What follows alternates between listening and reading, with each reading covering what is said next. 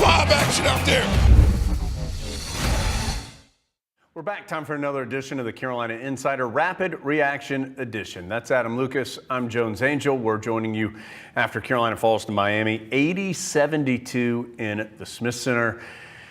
Adam, at one point, the Tar Heels missed 14 consecutive threes, and at another, they were 1 for 21 in a stretch from three-point range. I know it's not as simple as saying make more shots and you win the game, but as we have seen several teams do against the Tar Heels here as of late, the paint is so crowded, and it is so hard to get the ball inside either by driving or by pitching it down there. Got to make some open threes at some point, and Carolina couldn't do it tonight.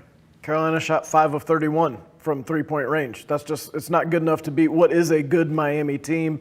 The struggles from the outside limited what Armando Bacot was able to do. He only took 6 shots. Carolina actually shot it pretty well from 2, but they were so poor from 3 and took so many of them that they just couldn't produce enough offense to outscore Miami. So I had a chance to talk to Hubert Davis after this one. You're going to hear that conversation in just a second. But Adam, now the Tar Heels 16-10, 8-7 in the ACC, so firmly on the NCAA tournament bubble at this point, with some opportunities, of course, for some good wins still to come. But you'll hear in this conversation with Coach Davis, I asked him if he thinks the situation right now is fixable for the Tar Heels. And, yeah, obviously his answer is going to be better than what we talk about. But Carolina's got to find some consistent offensive balance. They just have to, because right now it is so hard to work down low.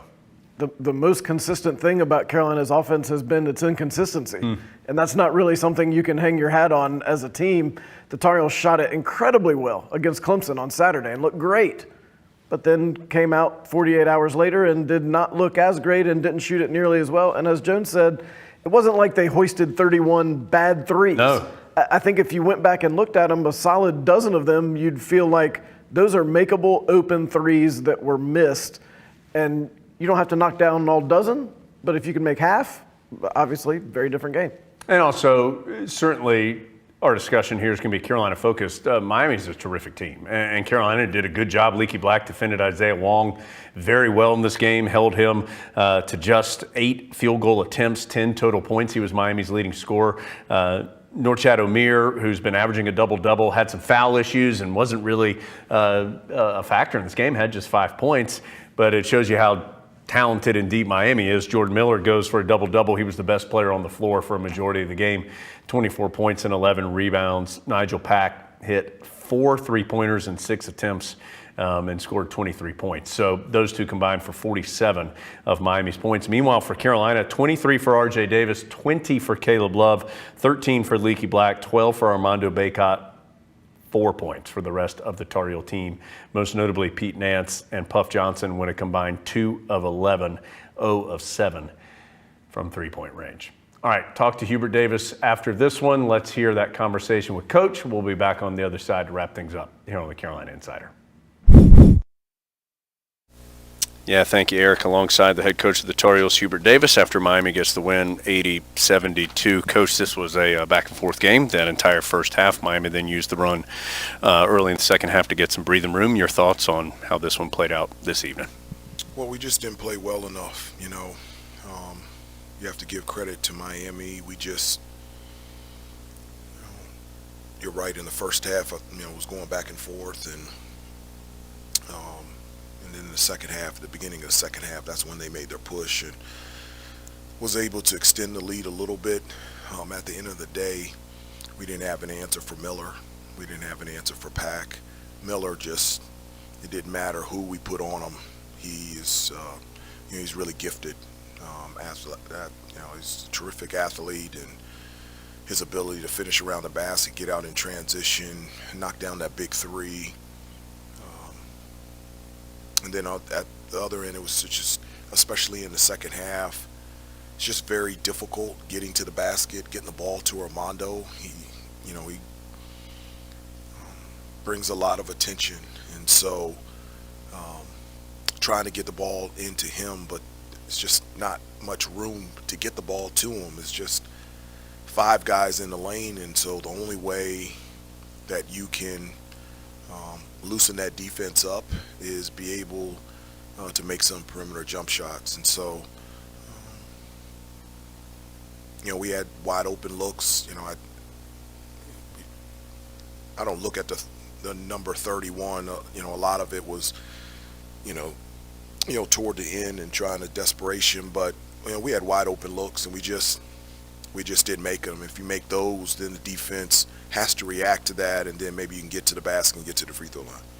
Coach, I was going to ask, is it in your mind, I know simple isn't the right word, but just knocking down some jump shots, would that, in your mind, open things up for your team offensively? Oh, it does. It opened it up on Saturday. We don't have to make 15 threes, but you have to make some. And you make some, then that defense guards you, and you've got more space to be able to drive and be able to throw the ball into the post. And, when we struggle to make shots from the outside, is just very difficult. There's a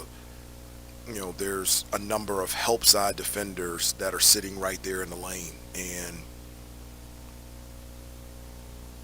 there's just nowhere to go.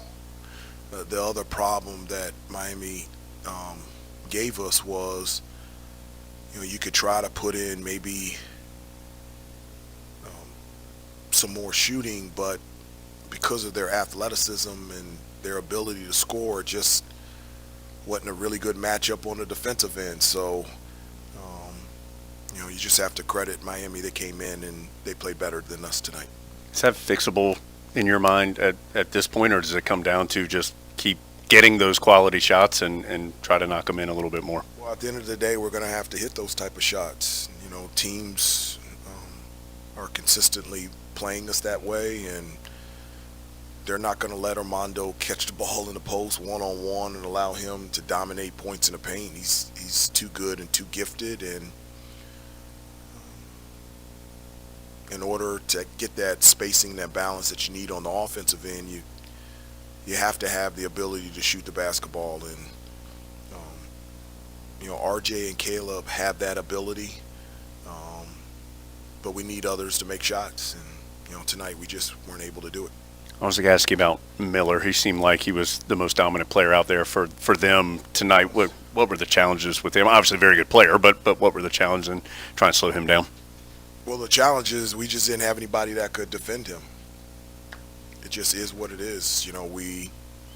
We didn't have somebody to box him out. We didn't have anybody to guard his dribble drive. We didn't have anybody to be able to guard him in transition, his post-ups, his ability to get to the free throw line. And, he's not a bad three-point shooter as well. And so when you have that type of talent at the power forward position, and basically he's a tall, small forward, you put a bigger guy on him, it's a mismatch because of his quickness. You put a smaller guy on him, now he can take the ball down low on the post, and so there's a mismatch towards the basket. And so we just didn't have anybody that could match up with him.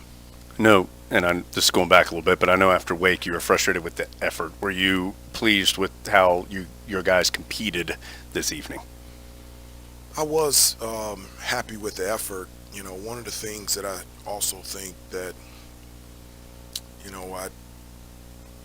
was the energy and the effort, also coming off the bench as well. And we need that, and we just whether it's for 5 minutes or 2 minutes, that energy coming off the bench and consistency is definitely needed. You just can't rely on the starters, and especially after you played a tough game 2 days ago. And so those are things that we'll work on and get better at this week, and put ourselves in position to play against a really good NC State team on their home floor.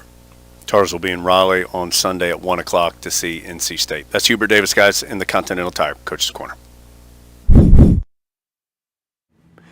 So the Tar Heels now in a tough spot, Adam. Again, record-wise, not where they want to be. They're jammed right there in the middle portion of the ACC. It's going to be hard to get out of that scrum at this point, just with the amount of games remaining.